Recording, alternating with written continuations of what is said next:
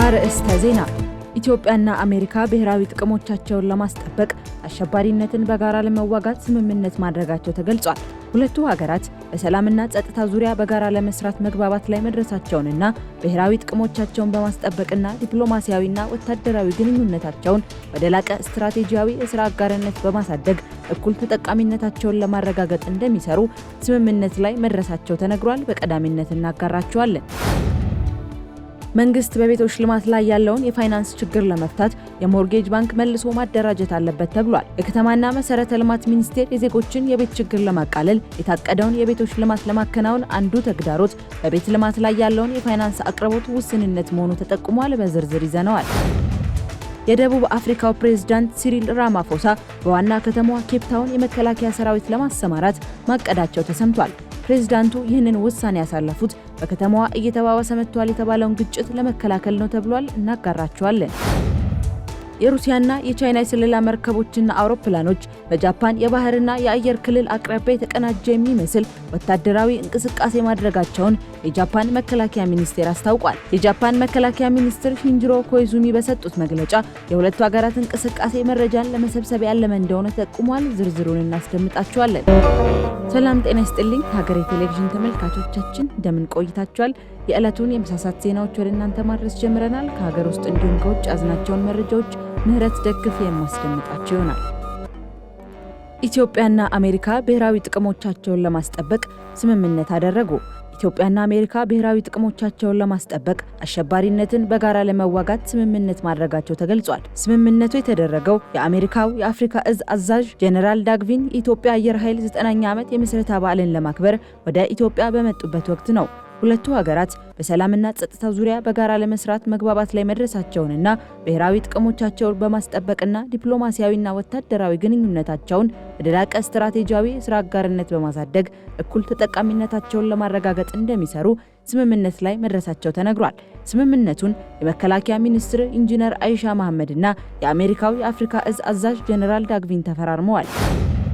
የኢትዮጵያ ብሔራዊ ባንክ 500 ሚሊዮን የአሜሪካን ዶላር ለንግድ ባንኮች ማከፋፈሉን አስታወቀ። የኢትዮጵያ ብሔራዊ ባንክ ትላንት ባካሄደው ጨረታ 500 ሚሊዮን የአሜሪካን ዶላር ለንግድ ባንኮች ማከፋፈሉን አስታውቋል። ይህም በሀገሪቱ የሚስተዋለውን የውጭ ምንዛሪ እጥረት ለመቅረፍና ገበያውን ለማረጋጋት ያለመ ነው ተብሏል። ይህ ከፍተኛ የገንዘብ ስርጭት የኢትዮጵያ ብር በዶላር ያለውን አማካይ የምንዛሬ ዋጋ 154.81 ከፍ እንዲል አድርጎታል። በአሁኑ ዙር በተካሄደው ልዩ ጨረታ ላይ 31 ባንኮች የተሳተፉ ሲሆን ባንኮቹ ጠቅላላ የተጠየቁት የገንዘብ መጠን 592.3 ሚሊዮን ዶላር ደርሷል። ይህም የቀረበው የዶላር መጠን ካለው ፍላጎት ጋር ሲነጻጸር 84 በመቶ የሚሆነውን መሸፈን መቻሉን አሳይቷል ተብሏል።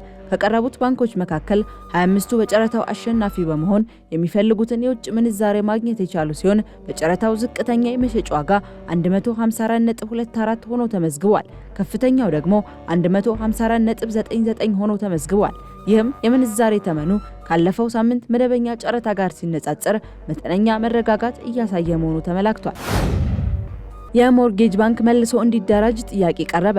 መንግስት በቤቶች ልማት ላይ ያለውን የፋይናንስ ችግር ለመፍታት የሞርጌጅ ባንክ መልሶ ማደራጀት አለበት ተባለ። በህዝብ ተወካዮች ምክር ቤት የከተማ መሰረተ ልማትና ትራንስፖርት ጉዳዮች ቋሚ ኮሚቴ የከተማና መሰረተ ልማት ሚኒስቴርን የ2018 በጀት ዓመት የ6 ወራት እቅድ አፈጻጸም ሪፖርት ገምግሟል። በመድረኩ የከተማና መሰረተ ልማት ሚኒስቴር የዜጎችን የቤት ችግር ለማቃለል የታቀደውን የቤቶች ልማት ለማከናወን አንዱ ተግዳሮት በቤት ልማት ላይ ያለውን የፋይናንስ አቅርቦት ውስንነት መሆኑ ተጠቁሟል። የቤት ችግርን ሙሉ በሙሉ መፍታት ባይቻልም በሌሎች ሀገራትም ችግሩን ለመፍታት ከሚጠቀሙባቸው ዘዴ አንዱ የቤት የብድር ባንክ አገልግሎት መሆኑን የጠቀሱት የቋሚ ኮሚቴው ሰብሳቢ ፕሮፌሰር መሐመድ አብዶ መንግስት አዲስ ከማዋቀር ይልቅ የነበረውን የኮንስትራክሽን ባንክ መልሶ ማደራጀት እንዳለበት አብራርተዋል። የቋሚ ኮሚቴው ምክትል ሰብሳቢ ዶክተር እሸቱ ተመስገን በበኩላቸው በኢትዮጵያ ቀደም ባሉት ዘመናት የቤት ብድር ባንክ ወይም ሞርጌጅ እንደነበረና ባልታወቀ ምክንያት ወደ ንግድ ባንክ የተቀላቀለ መሆኑን ገልጸዋል።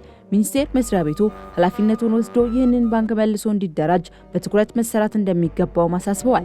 የቤት ልማት ፋይናንስ ችግርን ለመፍታት የሞርጌጅ ስርዓት እንዲዘረጋ የምክር ቤቱና የቋሚ ኮሚቴው ክትትልና ድጋፍ ያስፈልጋል ያሉት ደግሞ የከተማና መሰረተ ልማት ሚኒስትር ወይዘሮ ጫልቱ ሳኒ ናቸው። በአዲስ አበባ የኮድ 03 እና የኢት ኮድ 03 ሰሌዳ እጥረት እየገጠመ መሆኑ ተገለጸ። በአዲስ አበባ የኮድ 03 እና የኢት ኮድ 03 ሰሌዳ እጥረት እየገጠመ መሆኑ ተገልጿል። በመዲናዋ ኮድ 03 እና የኢት ኮድ 03 ሰሌዳ እጥረት እየገጠመው መሆኑን የአዲስ አበባ አሽከርካሪና ተሽከርካሪ ባለስልጣን ገልጿል። እጥረቱ የገጠመው ከሀገራዊ የሰሌዳ ለውጥ ጋር ተያይዞ በትራንስፖርትና ሎጂስቲክስ ሚኒስቴር ደረጃ እየተሰራ ባለበት ወቅት ነው ተብሏል። ይሁን እንጂ የፌዴራል ፐብሊክ ሰርቪስ ትራንስፖርት አገልግሎት የሰሌዳ እጥረቱን ለመፍታት ጥረት እያደረገ መሆኑንም ባለስልጣኑ ገልጿል። ለአዲስ ተሽከርካሪ ምዝገባና ለአገልግሎት ለውጥ በትዕግስት እንዲጠብቁ ሲል በይፋዊ ገጹ አስፍሯል። ባሳለፍነው የመስከረም ወር ላይ የአዲስ አበባ ሰሌዳ ምርት በመቆሙ ምክንያት የአዲስ አበባ ኮድ 02 እና 03 የሰሌዳ ምርት እጥረት አጋጥሞ እንደነበርና ችግርም ተፈቶ እንደነበር ባለስልጣኑ በወቅቱ ማስታወቁ ይታወሳል።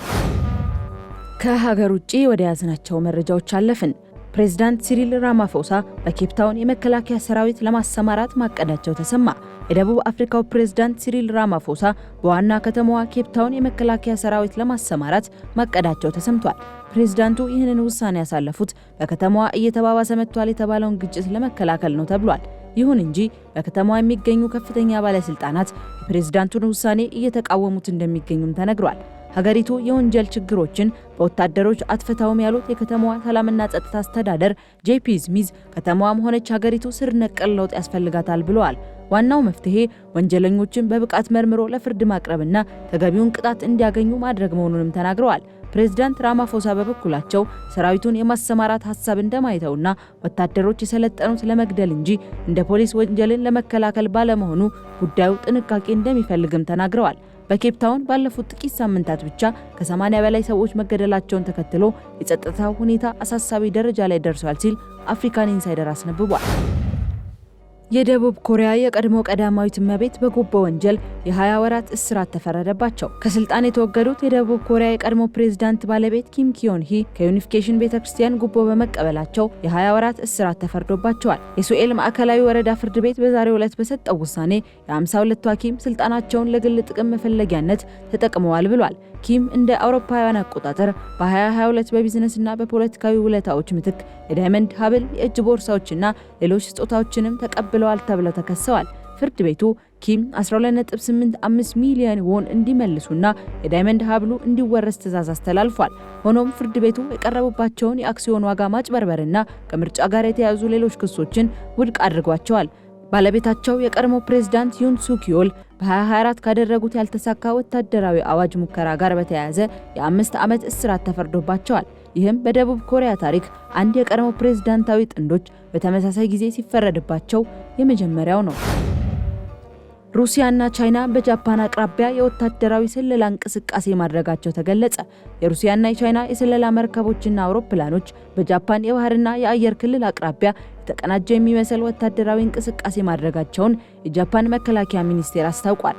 እንደ ሚኒስቴሩ መረጃ ካሬሊያ የተሰኘችው የሩሲያ የስለላ መርከብ ለ2 ሳምንታት በጃፓን ደቡብ ምዕራብ ቀጠና ውስጥ ቆይታለች።